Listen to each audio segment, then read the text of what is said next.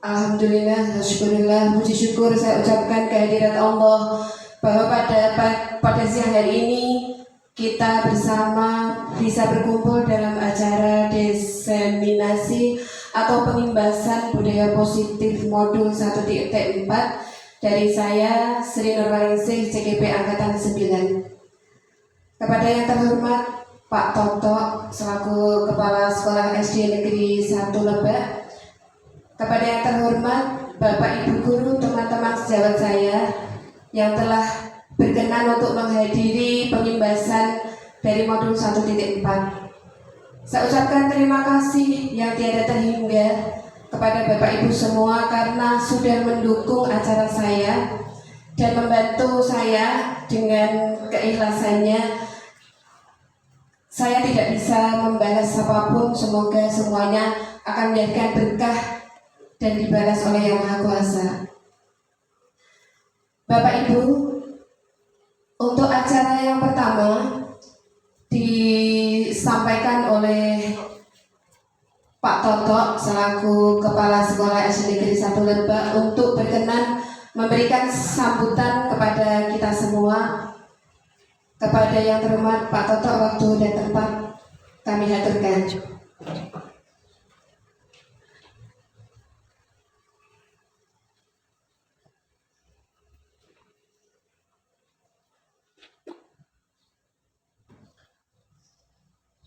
Assalamualaikum warahmatullahi wabarakatuh. Bismillahirrahmanirrahim. Alhamdulillahirrahmanirrahim. Bapak Ibu yang saya hormati, syukur alhamdulillah. Mari kita panjatkan kehadirat Allah Tuhan Yang Maha Kuasa atas segala limpahan rahmat dan nikmatnya. Siang hari ini kita bisa bertemu dalam rangkaian kegiatan diseminasi atau pengimbasan program CGP Angkatan ke-9 dalam modul 1.4 yaitu budaya positif. Mudah-mudahan kegiatan pengimbasan yang dilaksanakan oleh CGP atas nama Sri Nurwaningsih ini mampu memberikan motivasi kepada kita untuk terus berikhtiar dan berusaha untuk meningkatkan. Kita mengikuti segala sesuatu yang menjadi harapan dari kementerian sehingga program guru penggerak ini dapat berjalan dengan baik, mampu mendorong teman-teman yang lain yang belum lolos pada periode-periode sebelumnya,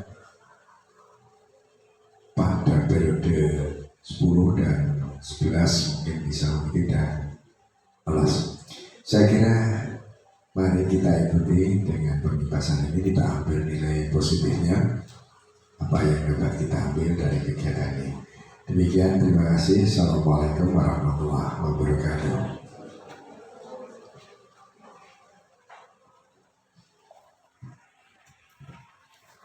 Terima kasih. Sebelum acara kita mulai, marilah Bapak Ibu kita buka acara ini dengan bacaan basmalah. Mari kami hantarkan. Bismillahirrahmanirrahim. Bapak Ibu yang terhormat, marilah kita mulai acara siang hari ini yaitu diseminasi atau pengimbasan budaya positif modul 1.4. Bertemu kembali dengan saya Sri Nurwaningsih CGP Angkatan 9 Kabupaten Jepara. Bapak Ibu, sebelum kita mulai, mari kita lihat terlebih dahulu apakah budaya positif itu. Mohon maaf, ini ada tipe tulisan yang kurang ya. Budaya positif di sekolah yaitu nilai-nilai dan kebiasaan-kebiasaan di sekolah yang berpihak kepada peserta didik agar mereka dapat berkembang menjadi pribadi yang kritis, penuh hormat, dan bertanggung jawab. Selanjutnya, pada konsep inti budaya positif itu ada 6. Yang pertama yaitu perubahan paradigma belajar. Yang kedua, disiplin positif. Kemudian nilai-nilai kebajikan. Yang ketiga, kebutuhan dasar manusia. kemudian motivasi perilaku manusia, posisi kontrol guru, keyakinan kelas, dan yang terakhir adalah segitiga restitusi.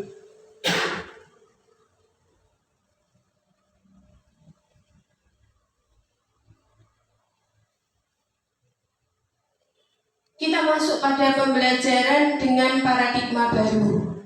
Bapak Ibu, kita mengetahui bahwa pembelajaran paradigma baru oleh pemerintah diluncurkan sebuah pembelajaran, yaitu pembelajaran profil pelajar Pancasila. Nah Bapak Ibu, pembelajaran dengan paradigma baru itu adalah merupakan pembelajaran yang dirancang berdasarkan prinsip pembelajaran berdiferensiasi sehingga para peserta didik belajar sesuai dengan kebutuhannya berdasarkan tahap perkembangan sesuai teori psikologis modern untuk mewujudkan profil pelajar Pancasila. Profil pelajar Pancasila saya sudah sertakan di samping, ada 6, yaitu beriman bertakwa pada Tuhan Yang Maha Esa, kemudian berkebinekaan global, bergotong royong, kreatif, benaran kritis, dan yang terakhir adalah mandiri. Bapak Ibu, selama ini kita tentang budaya positif itu kita sering mengalami miskonsepsi, yaitu pada teori kontrol. Nah, ketika kita sebagai guru terhadap murid, sering kita itu memberikan miskonsepsi yang tidak pas untuk seorang guru dan murid, atau cara kita menegur kepada siswa yang memiliki kesalahan. Ilusi yang pertama adalah ilusi guru mengontrol murid, kemudian ilusi bahwa kritik dan membuat rasa bersalah itu mampu menguatkan karakter. Kita biasanya sebagai guru itu kan, kalau murid kita memiliki kesalahan, kadang-kala kita akan menegur kemudian memberikan hukuman atau sanksi kepada siswa kita. Nah, di situ kita menganggap bahwa dengan cara seperti itu kita akan bisa memberikan atau mengubah dari karakter yang kurang baik akan menjadikan karakter yang baik. Kemudian ada lagi bahwa ilusi orang dewasa itu berhak masa. Maksudnya bahwa kita sebagai orang dewasa itu, apabila kita terhadap murid kita itu merasa bahwa saya berhak memaksa karena saya adalah orang dewasa. Selanjutnya ilusi terakhir adalah bahwa penguatan positif efektif itu akan lebih bermanfaat. Ada pendapat dari Stephen R. Covey tentang prinsipal centered leadership yang diluncurkan pada tahun 1991 mengatakan, bila kita ingin membuat kemajuan perlahan, sedikit-sedikit, ubahlah sikap atau perilaku Anda. Namun bila kita ingin memperbaiki cara-cara utama kita, maka kita perlu mengubah kerangka acuan kita. Ubahlah bagaimana Anda melihat dunia, bagaimana Anda berpikir tentang manusia.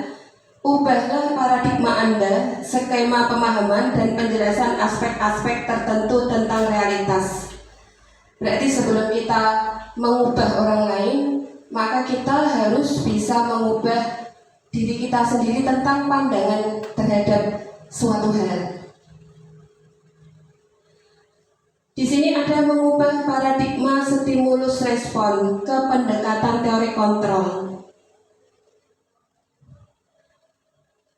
Realitas, kalau stimulus respon, realitas kebutuhan kita semua, kita sama, maka pada teori kontrol itu realitas kebutuhan itu berbeda. Kalau pada stimulus respon semua orang melihat hal yang sama, maka tidak dengan teori kontrol. Setiap orang memiliki gambaran yang berbeda. Kita mengubah orang agar berpandangan sama dengan kita. Untuk teori kontrol, kita berusaha memahami pandangan orang lain tentang dunia. Jadi ketika kita ingin mengubah pandangan orang lain, kita itu tidak boleh langsung menyuruh orang lain untuk mengubah pandangannya. Tetapi kita harus memahami dulu pandangan orang lain tersebut. Jadi kita tidak bisa memaksa arah pandangan kita untuk orang lain.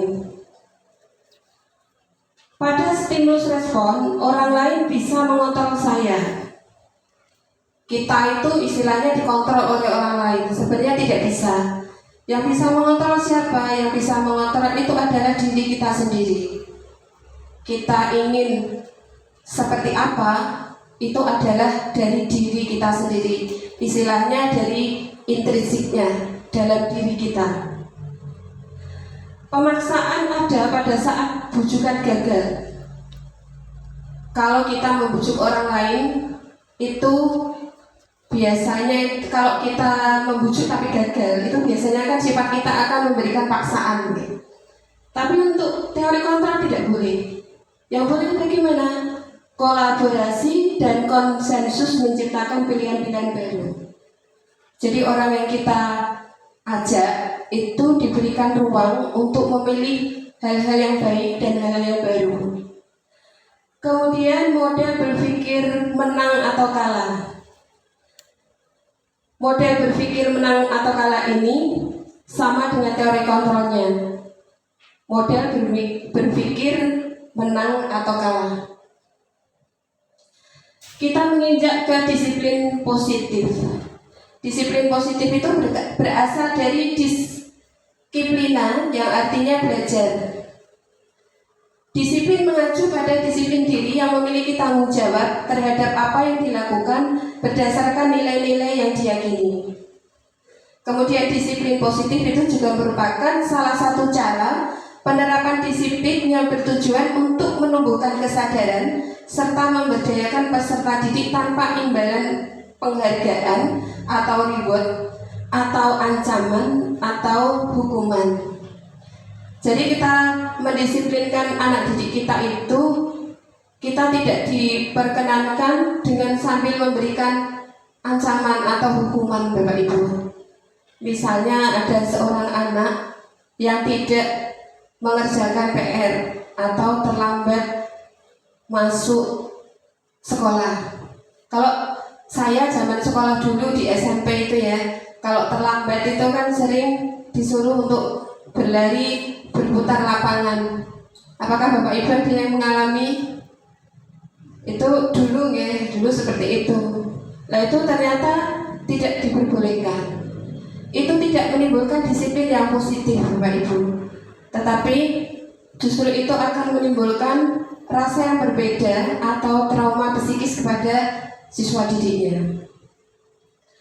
Kemudian yang terakhir, sebagai pendidik tujuan kita adalah menciptakan peserta didik yang memiliki disiplin diri sehingga mereka berperilaku mengacu pada nilai-nilai kebajikan universal yang memiliki motivasi intrinsik dalam perubahan perilaku ke arah yang lebih baik. Jadi ketika kita mendisiplinkan murid, yang diperkenankan oleh pembelajaran baru adalah bahwa anak-anak itu diminta kesadarannya dari diri sendirinya, tidak ada unsur paksaan atau hukuman, tetapi unsur dari dalam dirinya sendiri, yaitu unsur intrinsik tadi. Selanjutnya adalah nilai-nilai kebajikan. Nilai-nilai kebajikan ini disepakati bersama lepas dari suku bangsa, jadi tidak memandang tentang suku bangsa, apakah itu Jawa, Madura, atau Sunda, dan lain sebagainya. Juga tidak memandang tentang agama, bahasa, maupun latar belakang dari seseorang. Nah ini contoh nilai kebajikan institusi atau sebuah organisasi. Yang pertama pada profil pelajar Pancasila, beriman dan bertakwa kepada Tuhan Yang Maha Esa dan berakhlak mulia, berkebinekaan global, gotong royong, mandiri, kreatif, dan benar agnostis. Yang kedua, program dasar tahunan. Biasanya sekolah itu memberikan seperti suatu program. Programnya macam-macam. tergantung dengan lingkungan dan kondisi pada sekolah tersebut. Contohnya apa? Toleransi, rasa hormat, integritas, mandiri, menghargai, antusias, empati, keingintahuan, kreativitas, kerjasama, percaya diri, dan komitmen. Kemudian yang ketiga adalah keterampilan hidup atau life skill. Dapat dipercaya, lurus hati, mendengar yang aktif, tidak merendahkan orang lain. Jadi tidak merendahkan orang lain itu termasuk pada keterampilan hidup.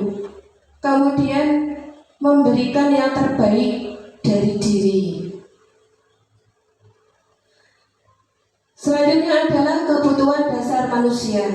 Setiap manusia itu wajar sekali bahwa kita memerlukan kebutuhan dasar yang harus dipenuhi oleh setiap manusia.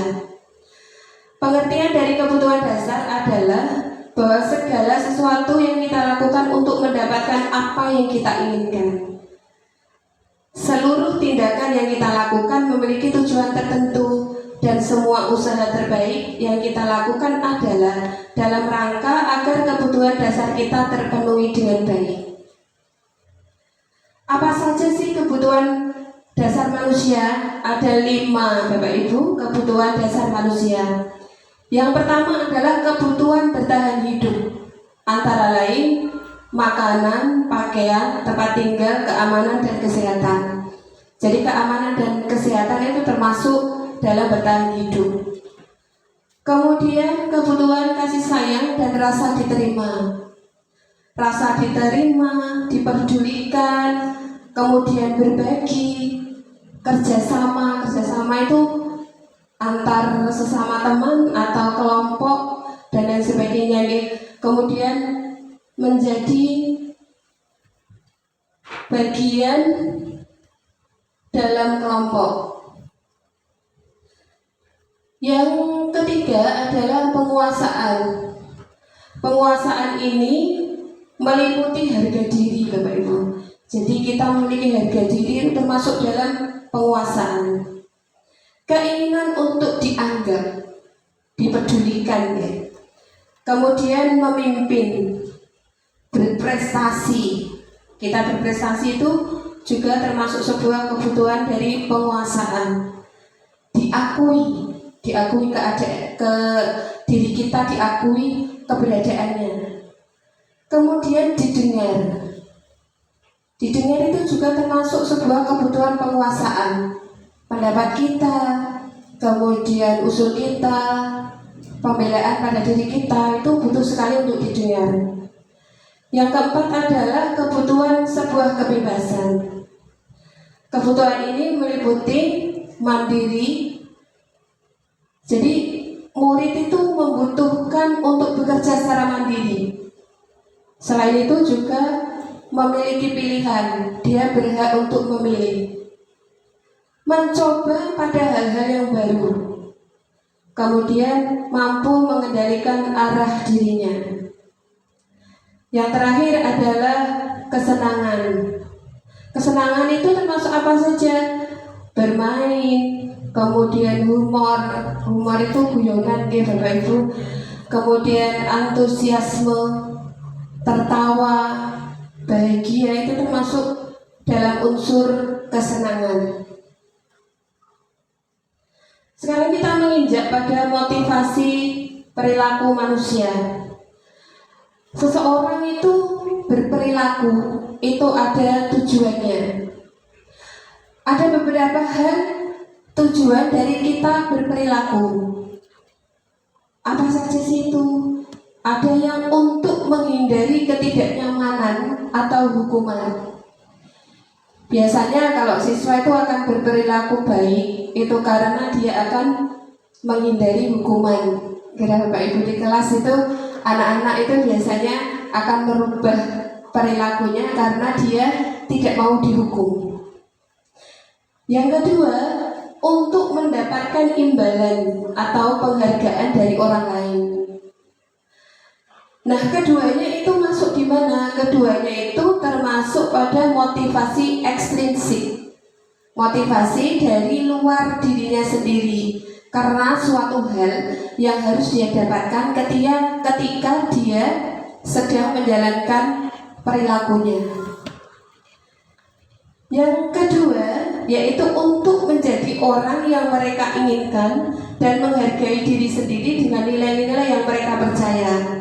Nah, kalau ini termasuk pada motivasi intrinsik, yaitu motivasi dari dalam dirinya sendiri. Istilahnya kesadaran untuk berubah menjadi lebih baik. Itu masuk pada motivasi intrinsik. Konsekuensinya apa? Akan mendapat, jika dia berperilaku, itu ada beberapa hal yang akan mendapatkan sanksi atau akibat dari perilakunya. Yang pertama adalah hukuman. Hukuman itu apa sih? Biasanya hukuman itu tidak terencana atau tiba-tiba. Misalnya di kelas tiba-tiba siswa tidak mengerjakan PR. Otomatis kan kita menjatuhkan sanksi. Termasuk saya sendiri itu. Kalau saya punya siswa orang gara PR, itu sudah saya sanksi. Saya tanyakan, kesepakatan kelas kita apa kalau tidak mengerjakan PR? Piket, Bu, menggantikan piket. Berarti kalian sudah tahu ya kesepakatannya seperti apa. Nggih, Bu. Nah, itu termasuk sebuah hukuman, Bapak Ibu. Itu tiba-tiba. Jadi dari rumah itu saya sendiri tidak pernah merencanakan ini kok si Novan tak kei hukuman nyapu misalnya, itu enggak ada, tidak terencana. Yang kedua, murid tidak tahu apa yang akan terjadi atau tidak dilibatkan. Nah, ketika dia melakukan kesalahan, otomatis itu kan tiba-tiba ada hukuman. Nah, siswa tidak terlibat, pokoknya DE langsung untuk sanksi. Kemudian yang ketiga, hukumannya itu berupa fisik atau psikis. Kalau fisik, seperti tadi, saya meminta anak-anak untuk piket, nah itu termasuk fisik. Kemudian membersihkan halaman, itu juga termasuk fisik. Kalau psikis, bagaimana Bapak Ibu? Misalnya kadang kalau kita gregetan itu muridnya disentak ya Bapak Ibu. Wong kok senengane rak garap PR ae. Mak omah lho lapo kowe lah, itu termasuk psikis.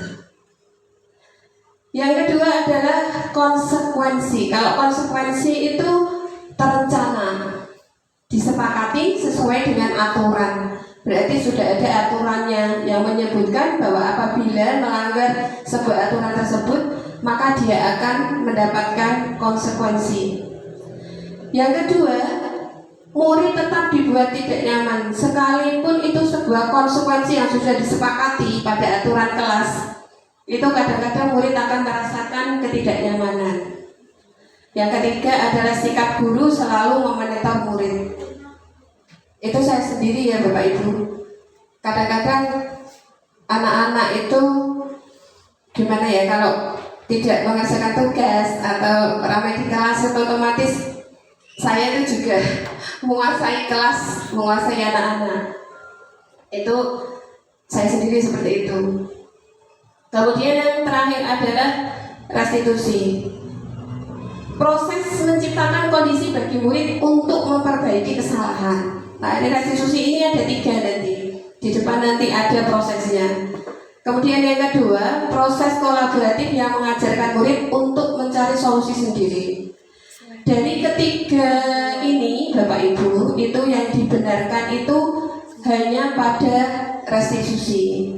Jadi sebagai guru itu tidak diperkenankan untuk memberikan hukuman kepada siswa yang melakukan kesalahan, tetapi mencari solusi dari kesalahan tersebut menggunakan segitiga restitusi. Itu perintahnya seperti itu. Kemudian guru itu juga memiliki posisi. Ada 5 posisi kontrol guru. Yang pertama, menghukum. Benar ya Bapak Ibu? Kita itu kalau ada siswa keliru itu pasti kita itu menghukum. Wah, dia kon gara PR bawa nyapu seperti saya sampaikan tadi, itu pasti kita menghukum. Kemudian pembuat rasa bersalah. Ketika anak-anak kita tanyakan, dia akan merasa bersalah. oh aku mau rak PR ya, aku salah gitu. Kemudian posisi yang ketiga adalah kita sebagai guru itu bisa menjadi teman dalam murid kita. Kemudian yang keempat adalah pemantau. Yang terakhir sebagai manajer. Terus apa sih yang benar dari 5 posisi kontrol yang harus kita laksanakan sebagai guru? Maka kita hendaknya berlaku sebagai manajer. Jadi kita tidak diperkenankan untuk menghukum, membuat rasa bersalah, kemudian memantau terus-menerus, itu ternyata tidak diperkenankan. Yang paling diperkenankan adalah kita menjadi seorang manajer. Sekarang contoh penerapan 5 posisi kontrol. Ini ada sebuah kasus siswa tidak mengerjakan tugas yang diberikan guru. Ini contohnya. Siswa diberikan hukuman lari keliling halaman. Masuk pada posisi kontrol apa? Yaitu sebagai penghukum. Kemudian beberapa kali ibu bapak harus memberitahu kamu selalu mengecewakan ibu bapak ketika anak-anak itu datang kemudian tidak menyelesaikan tugas. Itu kita kan kadang sering seperti ini. Kenapa sih kamu itu kok tidak mengerjakan tugas terus? Apa sih yang kamu kerjakan? Kamu itu membuat kecewa hati bapak atau ibu guru. Nah itu kalimat itu akan membuat mereka merasa bersalah. Kemudian yang ketiga adalah contoh penerapan 5 posisi kontrol yang ketiga. Masih sama kasusnya, tidak mengerjakan tugas. Yang betul bagaimana? Yang betul adalah kita beri pertanyaan kepada siswa kita. Apakah kamu tahu kesalahanmu? Misalnya anak dipanggil. Ketika datang, kemudian dia tidak mengerjakan tugas, kita suruh duduk dulu. Tetap belajar seperti biasa. Nanti kita panggil. Dipanggil, kemudian ditanyakan. Misalnya Anton, kamu tahu mengapa dipanggil oleh ibu guru? Apakah kamu tahu kesalahanmu? Itu harus seperti itu. Saya didik-didik gitu ya Bapak Ibu. Setelah itu, kemudian ditanyakan lagi, kira-kira bagaimana kamu memperbaiki kesalahanmu?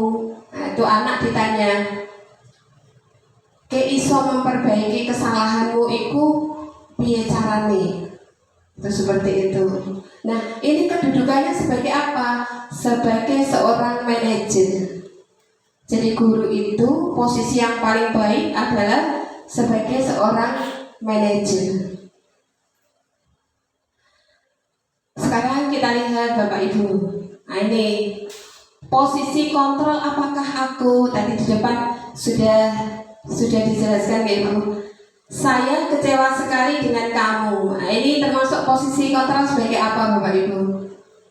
Manajer apakah pembuat kesalahan, pembuat rasa bersalah? Iya betul. Jadi tadi ya, pembuat merasa bersalah. Betul ya Pak Maklum? Iya, saya mengikuti Bu. Iya saya maklum kalau kita itu pada saatnya ngantuk ya. Kemudian pertanyaan yang kedua, kamu tidak pernah benar melakukannya. Ini posisinya sebagai apa Bapak Ibu? Menuju. Menuju apa Bapak Ibu? Kamu tidak pernah benar melakukannya. Apa? Psikis atau fisik? Apa kita kembali deh. Nah ini penghukum, pembuat rasa bersalah, kemudian manajer. Nah ini yang termasuk apa? Pembuat rasa bersalah. Kalau ini, apa rencanamu untuk menyelesaikan masalah ini? Berarti masuk dalam apa Bapak Ibu? Manajer, betul sekali. Ini termasuk pada manajer. Terus ini, ayolah lakukan demi Bapak atau Ibu ya. Sama tidak? Berarti dia sebagai posisi manajer. Kamu tidak pernah mendapat nilai jika tidak mengerjakan tugas. Ikut mana Bapak Ibu? Betul, ikut manajer. Nah, sekarang kita masuk ke keyakinan kelas. Mengapa kok keyakinan kelas? Mengapa bukan peraturan kelas? Itu mesti pertanyaan seperti itu. Kalau peraturan kelas itu sifatnya memaksa. Kalau keyakinan kelas sifatnya keluar dari diri sendiri. Itu seperti itu. Nah, cara pembentukan keyakinan kelas, kita akan membentuk sebuah kalimat. Yang pertama bersifat abstrak, yang kedua berupa pernyataan universal. Universal tidak memerintah ini Bapak Ibu. Kemudian dibuat dalam pernyataan positif. Pernyataannya positif, tidak ada unsur untuk memaksa. Sesuai dengan kondisi kelas dan sekolah sehingga mudah diterapkan. Ketika membentuk keyakinan kelas, disesuaikan dengan kondisi kelasnya. Jangan meniru kondisi sekolah lain, tapi disesuaikan dengan kondisi kelas dan kondisi sekolahnya. Misalnya, setiap hari itu kan banyak sekali sampah misalnya. Kita mengajak anak-anak, kalau peraturan kelas itu kan begini, tidak boleh membuang sampah sembarangan. Nah, itu peraturan kelas. Kalau keyakinan kelas bagaimana Bapak Ibu kira-kira? Membuang sampah pada tempatnya. Jadi ada perbedaan ya. Ada kata tidak boleh. Nah, itu. Kemudian semua warga sekolah atau warga kelas dilibatkan saat membuat keyakinan kelas.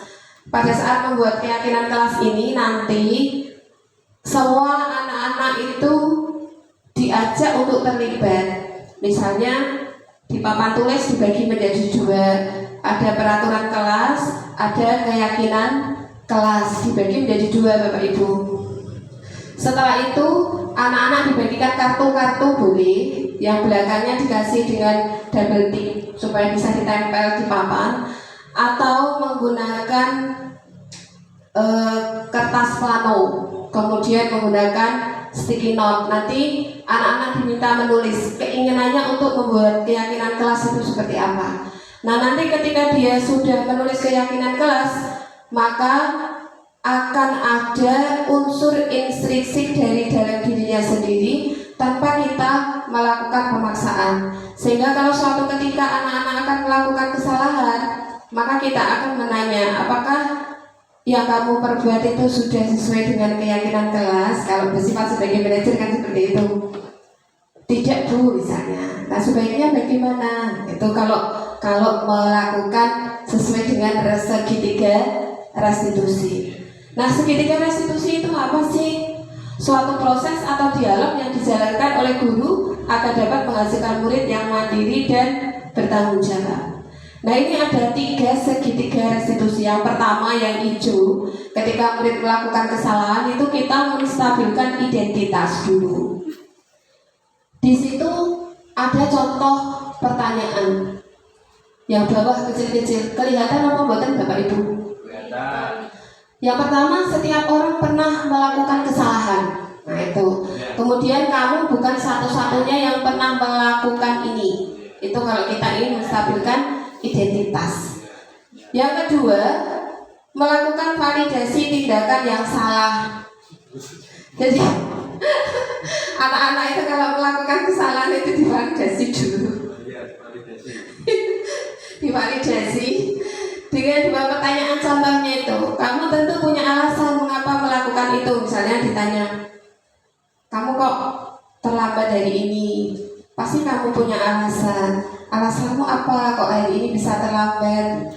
Disuruh seperti itu Bapak Ibu. Tirik-tirik, nggak boleh menghukum, katanya seperti itu. Kemudian, adakah yang lebih efektif untuk mendapatkan apa yang kamu butuhkan? Katanya seperti itu. Yang terakhir adalah menanyakan keyakinan. Ketika mereka melakukan kesalahan, maka kita tanya, keyakinan kelas apa yang telah kamu langgar? Seperti itu. Harus kono Bapak Ibu. Terus kemudian kamu ingin menjadi orang yang seperti apa? Nah seperti itu ya Allah. Harus selalu lemah lembut ya. Tapi kalau dari sakit Bapak Ibu. Apalagi saya Bu. Kemudian selanjutnya adalah menstabilkan identitas. Menstabilkan identitas ini berdasarkan prinsip membuat kesalahan adalah bagian dari sebuah proses pembelajaran. Jadi anak-anak melakukan kesalahan itu proses Bapak Ibu, suatu proses. Kemudian contoh pertanyaannya atau kalimatnya itu berbuat salah itu wajar, tidak ada manusia yang sempurna, ngono-ngono Bapak Ibu ya.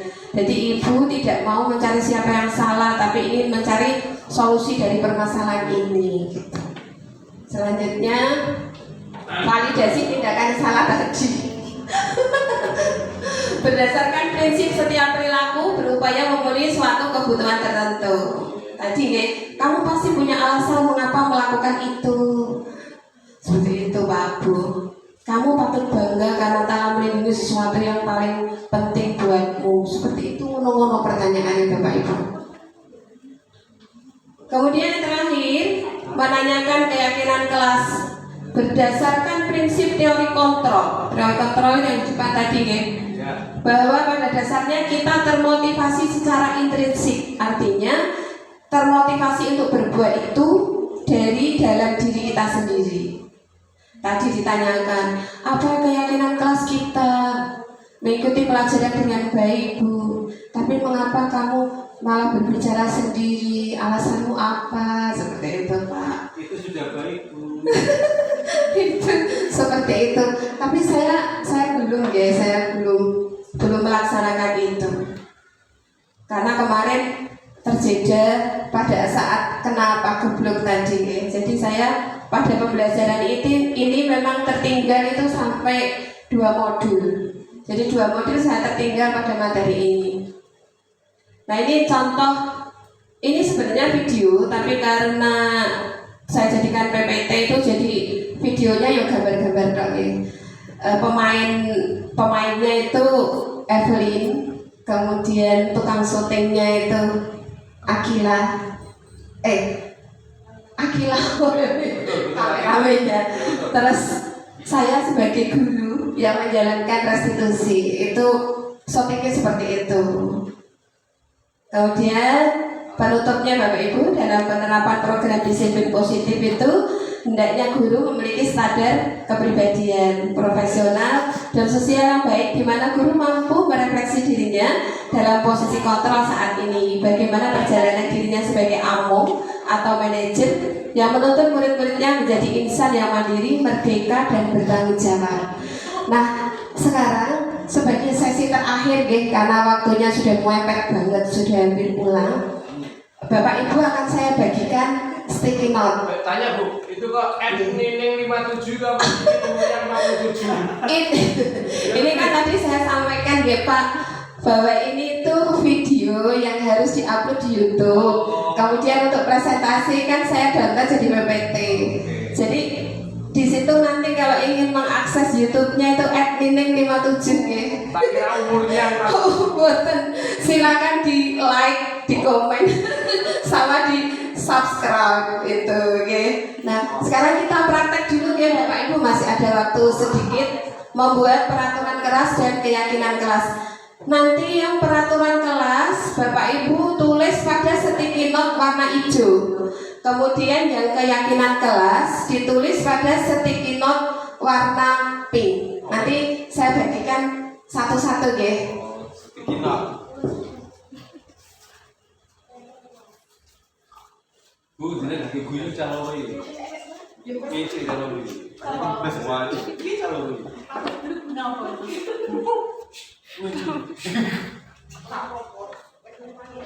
Harus ngedit tuh.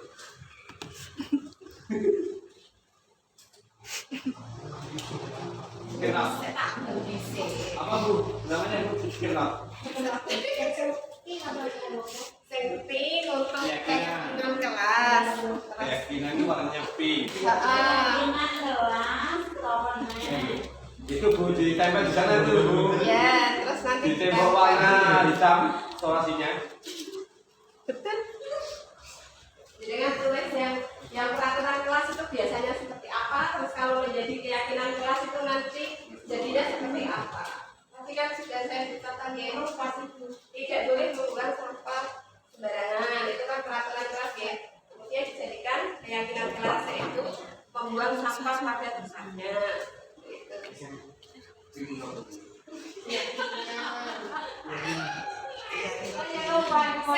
Saya bimbing keyakinan kelas ya. Oke, peraturan dulu yang apa hijau? Yang hijau. Membuat peraturan dulu. Ya. Kemudian setelah itu membuat keyakinan kelas. Ini ada kendala, Bu. Oke.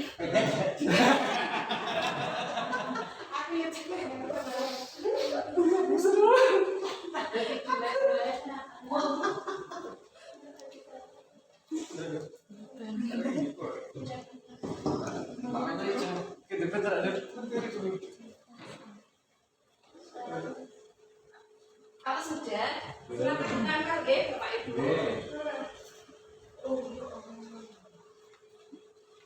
Peraturan tidak boleh mencintai teman sekelas, ya. Terus keyakinan nih, cintailah teman lain kelas. Gitulah contohnya.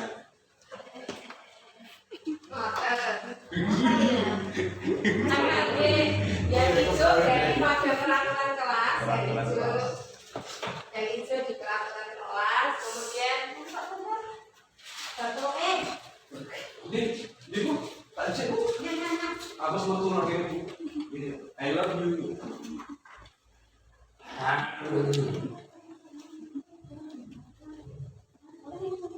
ya Pak, kita tempel nanti. Ya.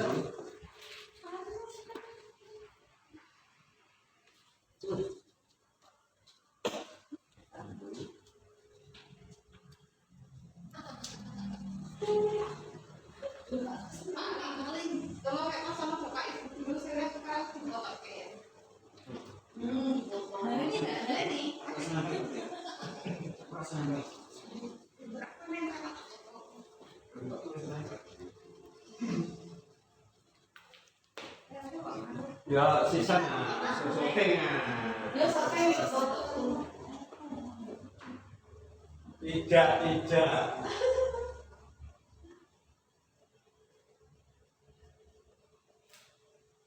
Kalau sebaiknya, salah berarti. Kalau sebaiknya, anjuran itu. Monggo.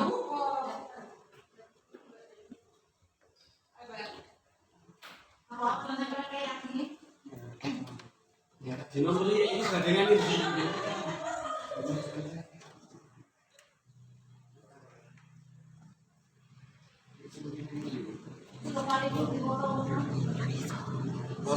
Para nalar lagi.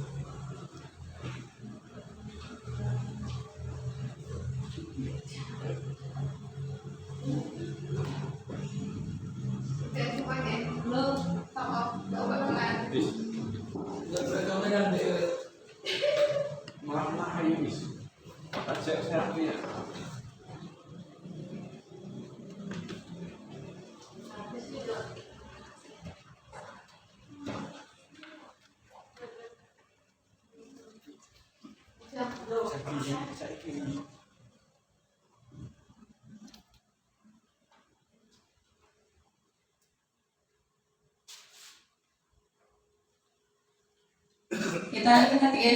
Yang pertama, tidak boleh makan saat jam pelajaran. Peraturannya adalah tidak boleh makan saat jam pelajaran. Kemudian keyakinan kelasnya adalah makan saat istirahat. Betul apa tidak, Bapak Ibu? Betul ya. Kemudian yang kedua, tidak boleh makan di dalam kelas, berarti sama ya, sama dengan pada jam pelajaran. Beda. Atau yang berbeda yang ketika istirahat tapi makan di kelas. Ya, pokoknya Oke. Karena alasannya adalah mengotori gitu Pak. Ya, milik guru nih. Keyakinannya adalah sebaiknya makan di luar kelas, betul. Kemudian mengerjakan PR. Terbalik ya ini ya. Harusnya itu yang tidak mengerjakan PR di sini, kemudian di sini mengerjakan PR. Ini terbalik. Kemudian tidak boleh datang terlambat. Keyakinan kelasnya bagaimana? Tepat waktu, betul sekali. Kemudian tidak boleh apa ini Bu? Apa itu? Tidak boleh gaduh, berisik saat jam pelajaran. Harusnya bagaimana keyakinannya? Memperhatikan dan mendengarkan dengan baik, kemudian keterangan pembelajaran dari guru, betul ya? Kemudian datang tepat waktu, pukul 7. Anak datang sebelum jam 7. Boleh tidak? Boleh, nggih, tergantung kesepakatan kelasnya. Kalau memang kesepakatan kelasnya itu jam 7 masuk, kemudian sebelum jam 7 harus sudah datang untuk piket, membersihkan kelas dan lain-lain, itu diperbolehkan untuk membuat sebuah keyakinan kelas seperti itu. Kemudian tidak menghormati orang lain. Keyakinan kelasnya harus bagaimana? Menghormati orang lain. Betul. Kemudian piket kelas, anak melaksanakan piket sendiri-sendiri. Harusnya begini Bapak Ibu, tidak piket kelas. Kemudian keyakinan kelasnya apa? Piket kelas sesuai dengan jadwalnya masing-masing. Gitu. Terima kasih. Aplaus buat Bapak Ibu. Terima kasih ya. Sekali lagi terima kasih, berarti Bapak Ibu guru sudah bisa membuat keyakinan kelas. Nanti silakan Bapak Ibu guru praktekkan pada pembuatan keyakinan kelas di kelasnya masing-masing Bapak Ibu. Oke, jadi anak-anak nanti diajak seperti itu. Tidak ada ini tidak apa-apa, tidak ada plano tidak apa-apa, tapi langsung di papan tulis ini, kemudian dibagi menjadi dua. Dibagi jadi dua, di sini peraturan kelas, kemudian di sini keyakinan kelas. Terus kemudian anak-anak diminta untuk membuat ditempel, kemudian di print, ditempelkan di kelas. Itu nanti kita buat bareng-bareng Bapak Ibu. Jadi nanti menjadi dari kesempatan kelas menjadi sebuah kesepakatan sekolahan. Nanti seperti itu endingnya.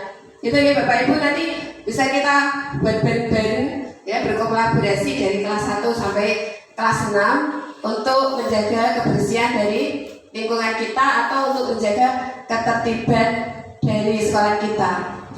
Bapak Ibu, terima kasih sudah hadir hari ini dengan gembira mengikuti diseminasi dari saya atau pembahasan dari saya itu pada modul 1.4. Sekali lagi saya sampaikan terima kasih kepada Pak Toto dan Bapak Ibu semua yang sudah memberikan dukungan tak terhingga kepada saya. Apabila ada tutur kata, kesalahan atau kekurangan dari saya, perkenankan saya mohon maaf yang sebenarnya. Wabillahi taufiq wal hidayah. Wassalamualaikum warahmatullahi wabarakatuh. Tak lupa saya sampaikan terima kasih kepada kakak yang berada di Merdeka Belajar sudah mendukung saya dari awal sampai akhir. Terima kasih kakak-kakak. Assalamualaikum warahmatullahi wabarakatuh.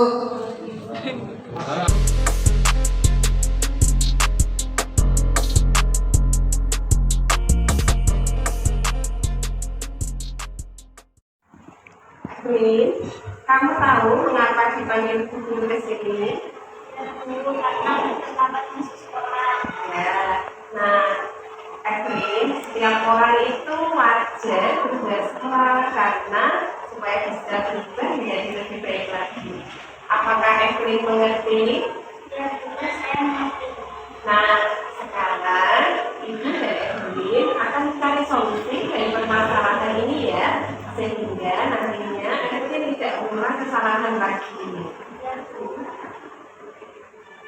pasti punya alasan mengapa tadi pagi datang terlambat. Alasannya apa, Evelyn?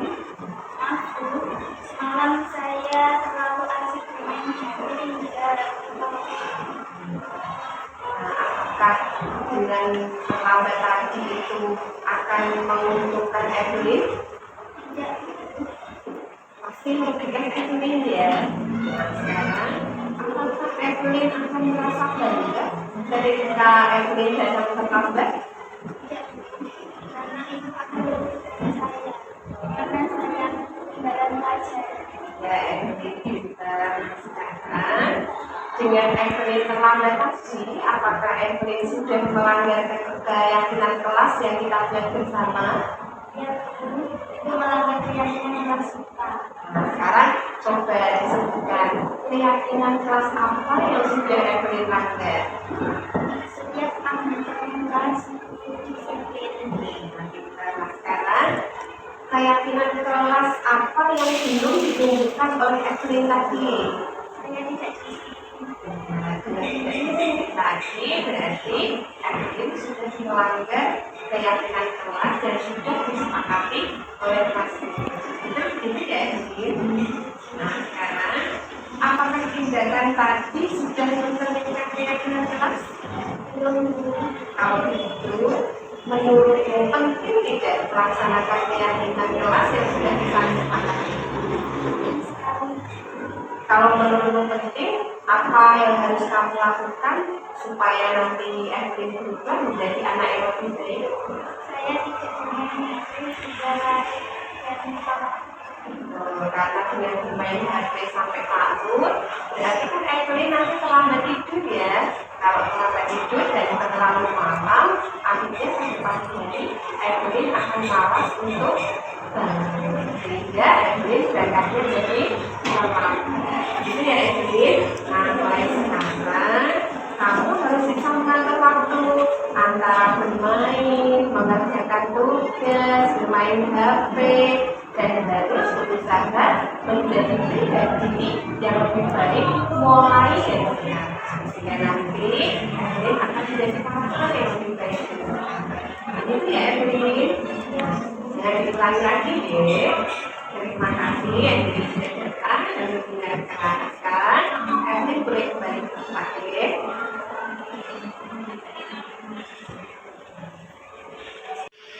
Assalamualaikum warahmatullahi wabarakatuh. Perkenalkan, nama saya Evelyn dari kelas 5A.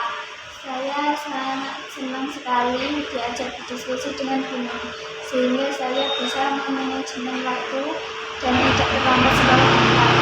Terima kasih Gunung. Assalamualaikum warahmatullahi wabarakatuh.